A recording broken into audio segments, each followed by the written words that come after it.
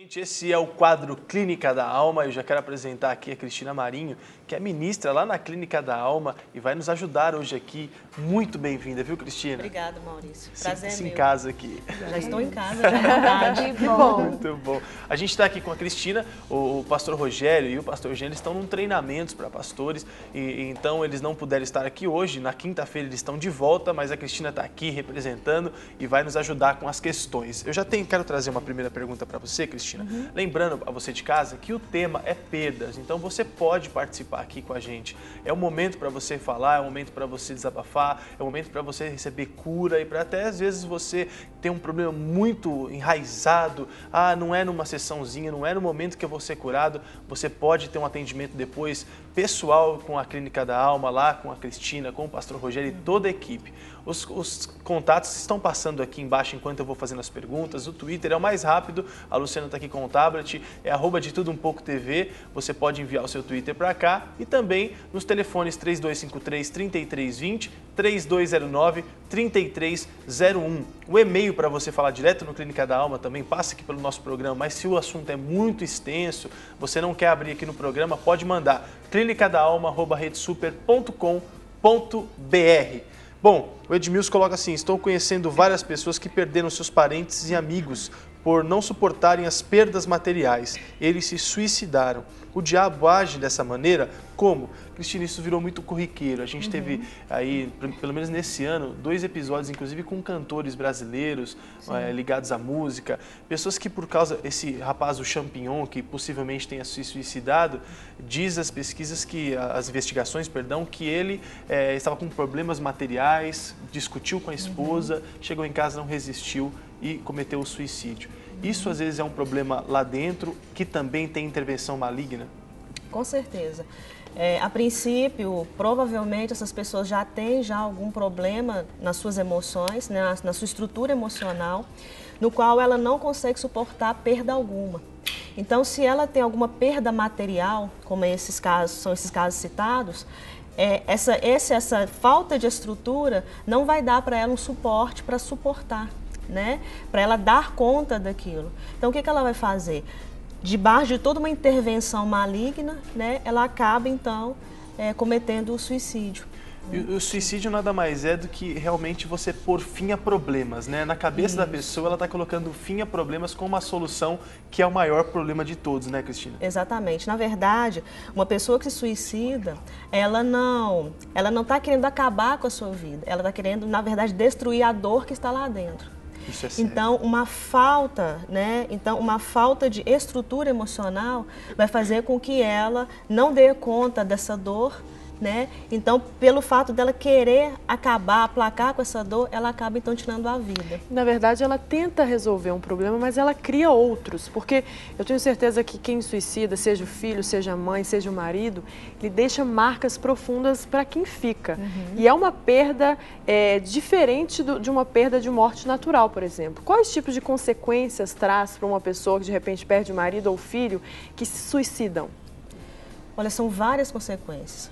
Na verdade, uma das consequências que entram no coração da pessoa é um sentimento de culpa ou um sentimento assim, eu poderia ter feito algo, por que eu não fiz alguma coisa? Né? A pessoa, então, ela começa a se cobrar, né? Ela começa, então, a entrar numa dimensão de cobrança tão grande que aquele período de luto para ela acaba se tornando muito pior ou muito mais duradouro do que uma pessoa que perdeu a outra de causas naturais. Que é o caso da acidente. pergunta do rapaz que mandou, né? Ele tem convivido com muitos parentes que perderam pessoas que se suicidaram e eu imagino que a pergunta dele é exatamente porque está vendo o sofrimento e até o sentimento de culpa desses familiares. Como tratar isso, Cristina?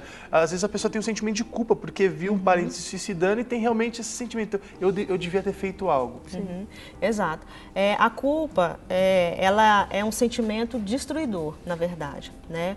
Nós entendemos que existe tanto a culpa verdadeira, que é a culpa que verdadeiramente eu sou responsável por algo que eu fiz, e essa culpa muitas das vezes ela é gerada pelo próprio Espírito Santo, porque essa culpa ela vai gerar em mim o arrependimento, né? Como Paulo mesmo fala em Coríntios, mas existe a culpa que é a culpa falsa, que é a culpa no qual eu me puno eu não aceito o perdão, então eu me acho responsável por aquela situação. Então eu acarreto para mim um sentimento e uma responsabilidade que na verdade eu não tenho. Sim. Porque como que eu vou saber que determinada pessoa vai cometer um ato tão sério, tão grave quanto esse? Né? Então isso vai gerando no coração daquela pessoa um sentimento de culpa. E o sentimento de culpa vai então trazendo pesos na vida da pessoa. Né, pesos assim terríveis e dos mais diversos. Né? Então, a culpa ela acaba bloqueando até mesmo o perdão. É interessante que as ações de Deus, elas sempre trabalham na restauração. Né? Aquilo que começa a ficar pesado demais, começa você a não conseguir caminhar, é algo que com certeza não é do Senhor, porque Claro, Deus não trabalha dessa maneira. E qual que seria mais ou menos uma média, assim, a pessoa... Perdas nós sabemos, nós temos dificuldades com perdas, né? É algo que o ser humano, nós sabemos que vai existir, mas na hora que a gente vai lidar, só o momento mesmo para dizer como é que nós estamos diante daquilo. O tempo até de um luto, um tempo que é natural. Porque as pessoas existem fases, mas às vezes começa a ultrapassar. Quando é que a gente pode detectar vamos estar acendendo a luzinha, eu acho que está excedendo, então vamos procurar não é tão ajuda. saudável mais, isso. Como que seria que vocês observam lá na clínica essa reação da pessoa diante da perda? Primeiramente, Carol, a gente precisa entender que cada um tem uma estrutura. Né? Então, tem umas pessoas que são mais frágeis do que outras, algumas sabem lidar melhor do que outras com a perda. Então a gente tem que olhar todo um conjunto, né? Eu preciso então entender que tipo de estrutura aquela pessoa tem, né? E eu preciso também ver esse fator tempo, que também é importante. Né? Então nós entendemos que existe um período do luto e esse período do luto ele precisa ser vivido, ele precisa ser sentido, né? A gente precisa ser humano o suficiente para entender que aquilo está doendo e que aquilo ali está realmente fora, né? Exatamente, que ele está me fazendo mal e eu preciso colocar aquilo para fora. Então existe um tempo, sim, né? Eu entendo que um tempo interessante para a gente poder ter uma média, né? É um tempo assim de uns 6 meses, né? Mais ou menos. Né? É um período assim que a gente já percebe que a pessoa está começando a reagir. Se dentro desse período, né, ou passou muito desse período, a pessoa não está conseguindo reagir, é necessário uma intervenção. Agora, tem fases também, nesse momento de luto, a pessoa passa por fases. Eu já ouvi dizer que existe a fase da negação. Aí depois, como que é mais ou menos, como funcionam essas fases, né, no momento do luto?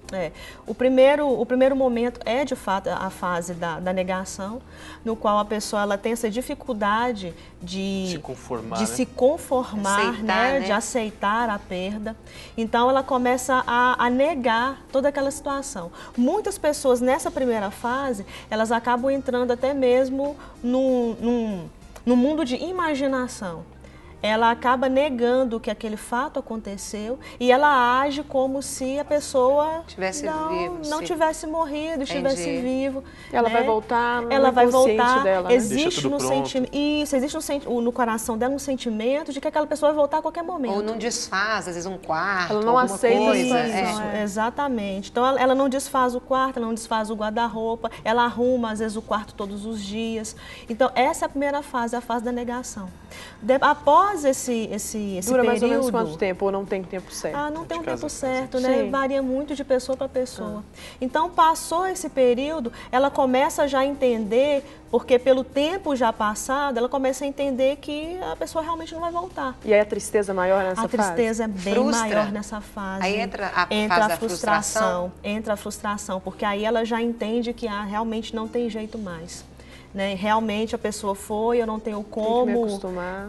Eu não tenho como mais tê-la do meu lado e eu preciso agora realmente me acostumar. E a tristeza nesse período, ela é bem maior. É bom a gente lembrar que todo o quadro Clínica da Alma e o Ministério Clínica da Alma, no qual a Cristina ministra, inclusive junto com o pastor Rogério, é especialista em apresentar uma pessoa que é o Consolador perfeito, que é o Espírito Santo, né, Cristina? Exatamente. Então, você que está nos assistindo, você pode ser consolado, sim.